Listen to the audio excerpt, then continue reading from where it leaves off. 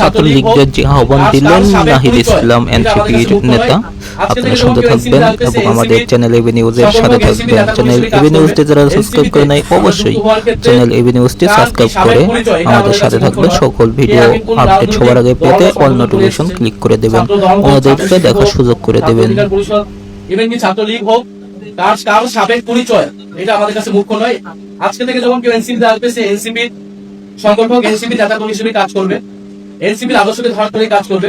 তবে কোনো ফ্যাসিজমে অংশগ্রহণকারী, গণহত্যায় অংশগ্রহণকারী, গণহত্যাকে সমর্থনকারী, চাঁদাবাজ, দুর্নীতির দ্বারা অভিযুক্ত সন্ত্রাস, এই ধরনের কোনো ব্যক্তি কখনোই এনসিপিতে আসতে পারবে না, এনসিপি থাকতে পারবে না।